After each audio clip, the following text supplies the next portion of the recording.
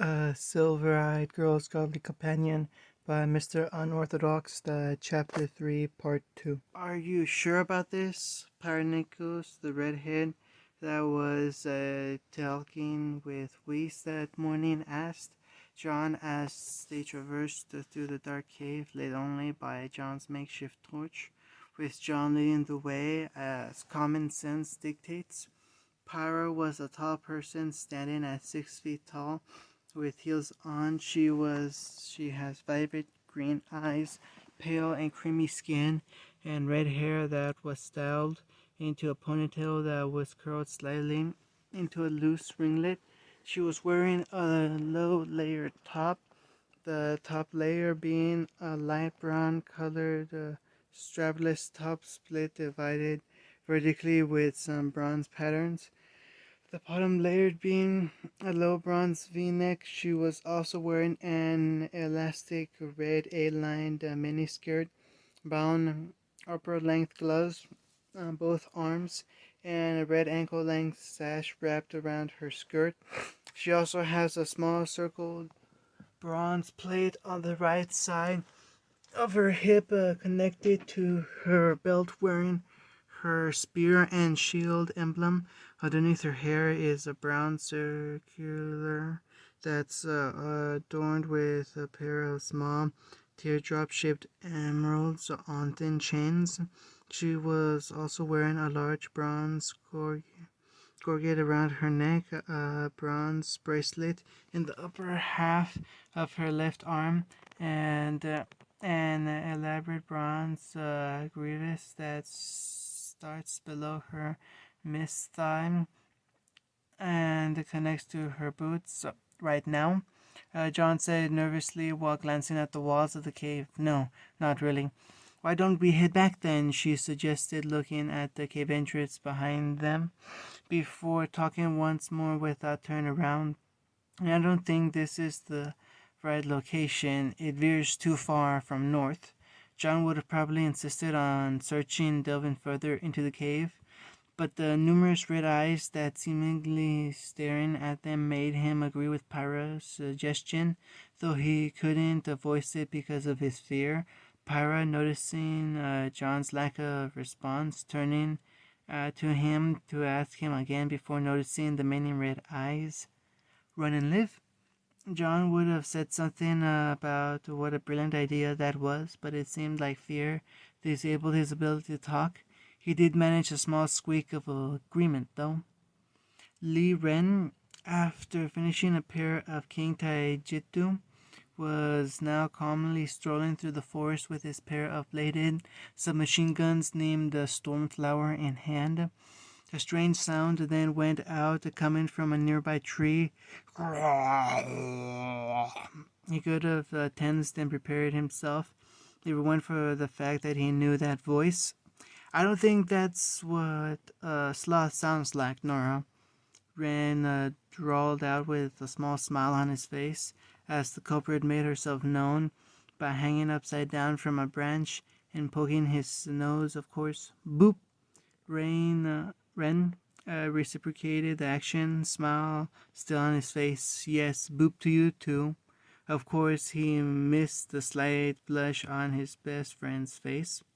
After seeing Ruby not slaughter a pack of Beowulfs with ease, Weiss begrudgingly admitted to herself that this clumsy dolt was talented, though she did wonder about that strange shining ring. Seeing we did well together, maybe being partnered up wasn't such a bad thing, huh? Quite unaware that she was being scrutinized, Ruby was excited to show her new partner that she was very capable of hauling her own weight. And you were amazing. You were all like, wha, ha, and schling, slash, schling. You're so cool out there. Caught on by surprise by sudden praises, although strangely worded ones, a waist blushed, but it was quickly covered by a haughty look and a condescending response. Of course I was. I am, after all, very proficient in using my rapier, Mertonaster, and my semblance. She was going to end it at that before she noticed Ruby's face which looked like a puppy waiting for a treat. You weren't too sloppy yourself. Perhaps we could salvage this partnership after all. Apparently, that was what Ruby was anticipating for, because she beamed so bright that it made Wish give a small smile in return. You really think so? She asked, a tad meekly, only a tad. Still not used all that much to Whis' presence. Still wearing a small smile, Whis replied, a touch arrogantly, perhaps. So don't make me regret trusting in you and your skill. Of course, don't mistake this partnership for friendship. Yes? She finished with a level stare. Ruby's expression dimmed for a bit before it immediately brightened. I'll win your friendship with my winner personality. Sooner or later, we'll be besties, just like my husband said we'll be. Where is that thing, though? Somewhere in the Pure Lands. True. Those clones need to hurry. Ruby's getting worried. Naruto muttered to himself while preparing a big scroll. He then smiled. I hope they'd like my surprise, though. You're whipped, aren't you? Don't answer that, 'cause I know you are. Ha!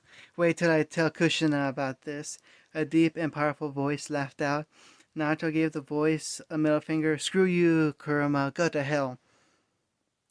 We don't have a hell, you idiot. Right. Anyway, since when were you friends with Mom, though? I thought you hated her. I'm not friends with that hairless monkey. I merely find her more amusing to talk with compared to my crazy siblings. That's all. Yeah, sure, but so what do you two gossip buddies talk about? Weren't you listening to me, you insolent whelp? We weren't friends. Of course you aren't. So?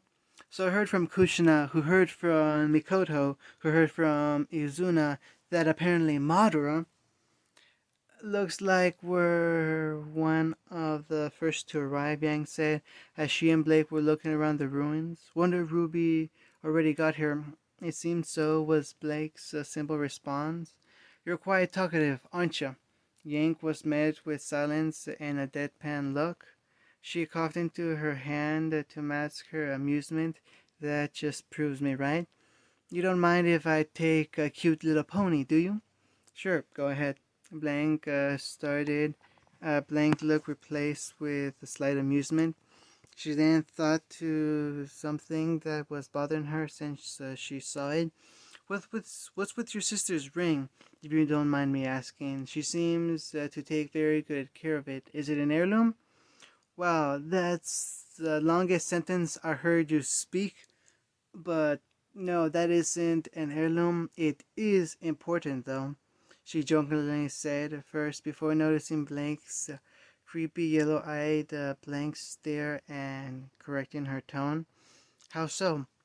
She was curious, not because she was interested about the story behind the ring. No, she was interested in the reason as to why a seemingly clumsy girl like Ruby be given such a ring. It looked very precious and expensive. It's a gift. And that's all Yang said before thinking to herself, another person asking that question. She's probably gonna be surprised at the reason too.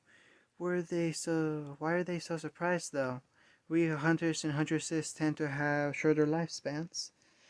Blake figured out that Yang wouldn't tell her the reason, so she stayed quiet, and to that silence lingered for a couple of moments before Yang asked another question.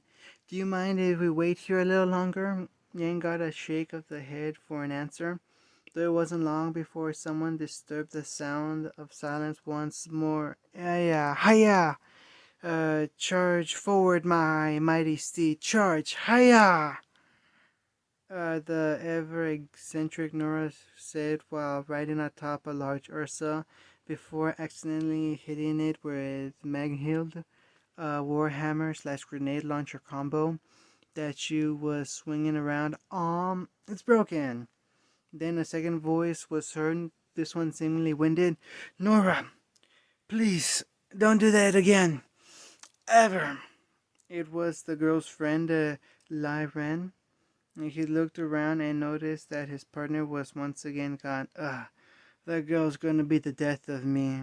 I just know it.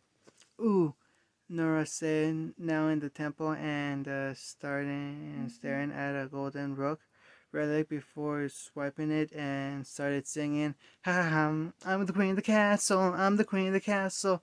Nora, come in, Ren, Nora said as she skipped towards her eccentric looking partner. Exhausted looking partner? Probably from dealing with that girl's antics, Blake thought to herself before noticing the figurative elephant in the room ruins. Wait, did the girl just ride an Ursum? I, as Jane was about to answer before being interrupted by a loud shout, "Run for your lives!" John said as he appeared out of nowhere along with Pyra, who were running away from two big scorpion-looking Grim and and a giant raven look-alike. Did those two just run all the way here with all those femme chasing them? With those Grim chasing them?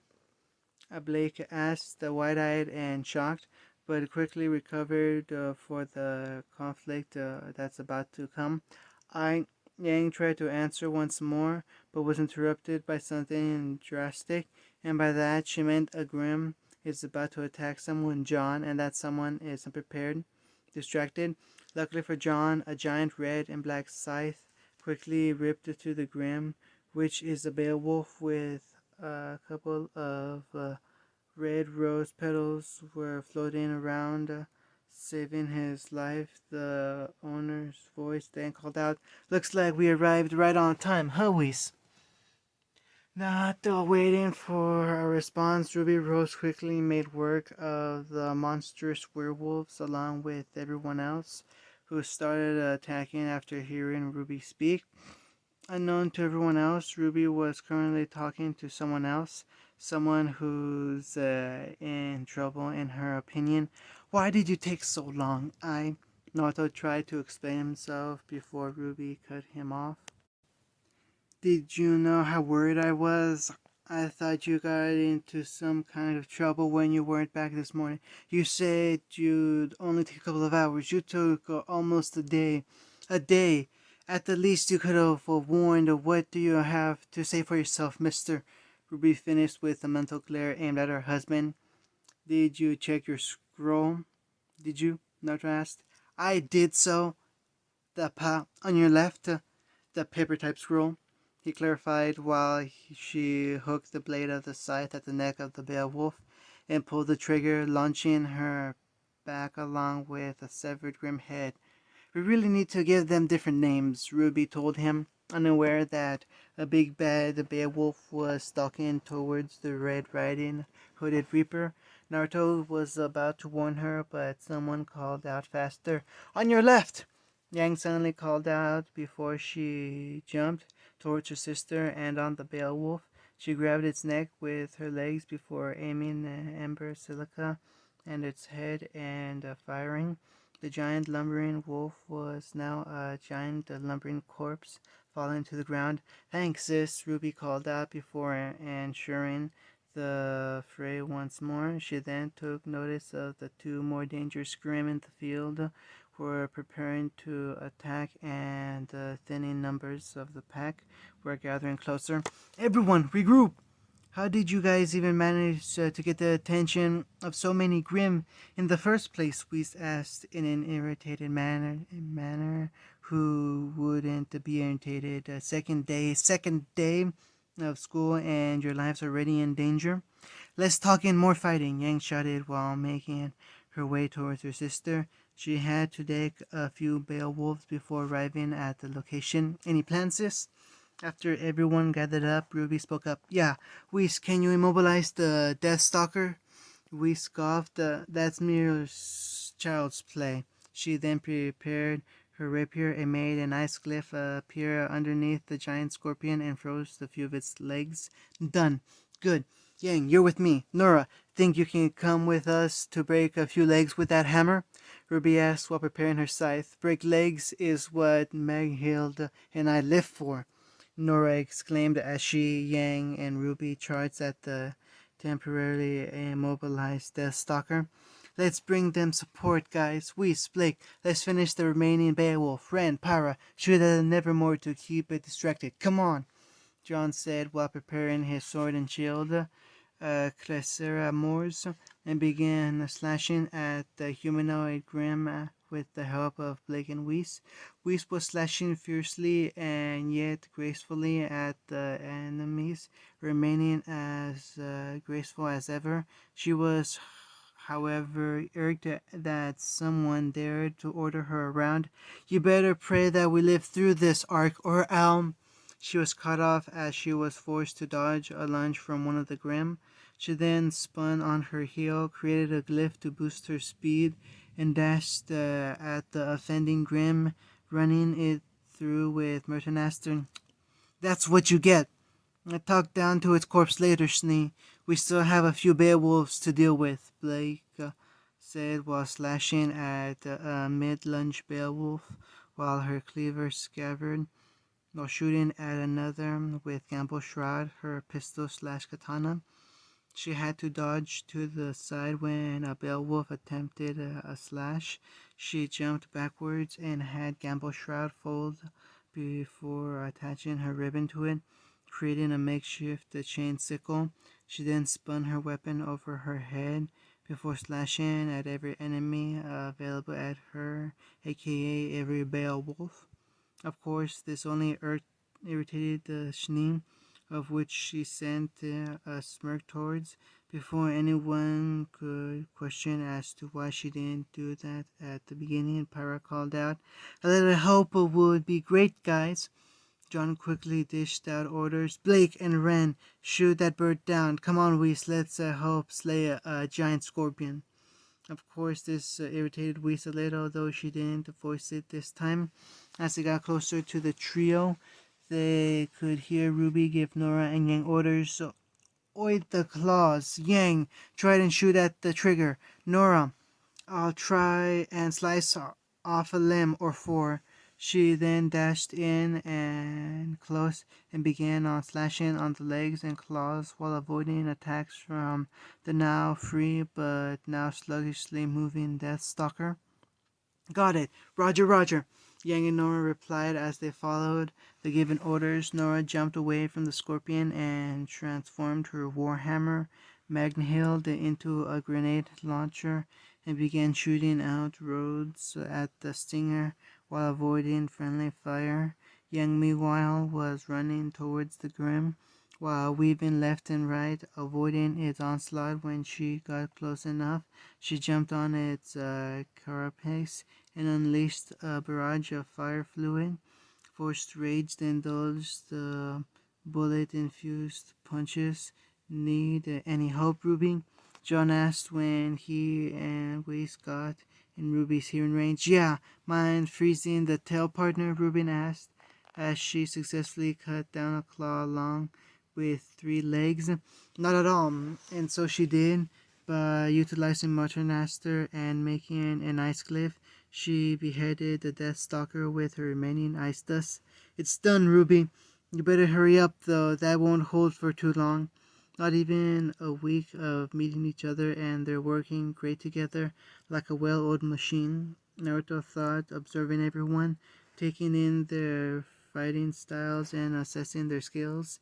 They're better than the old Team 7, Hope being Hokage is giving Sasuke white hair. Ruby, unaware of her husband's thoughts, but aware of his mirth, replied to Weiss, Got it. Nora, hit its mask. Yang, get out of there. She then went behind the Grim herself, being one of the few in the group to do so quickly and immediately, unfolded crescent rows and began unleashing a barrage of high-caliber bullets at the frozen segment of the tail. Yang, tired of being immobile for a while, shouted, What now? Before Ruby, who's still shooting at the Deathstalker, although subconsciously could shout out an answer. The tail then broke and fell downwards. The Grim weakened and cracked the masks thanks to Yang and Nora, which resulted in the thing's death. At the same time, Para, Blake, and Ren disposed of the Nevermore. Everyone then went quiet, to save for Nora's humming, who was happy, skipping towards the Death Stalker's corpse, and then proceeded to poke it while saying poke every time she did so. That happened, John said, trying to alleviate some of the tense silence. Grayson's second day of school, huh? Aw, it went poof. Nora, not now. Please. End of chapter 3.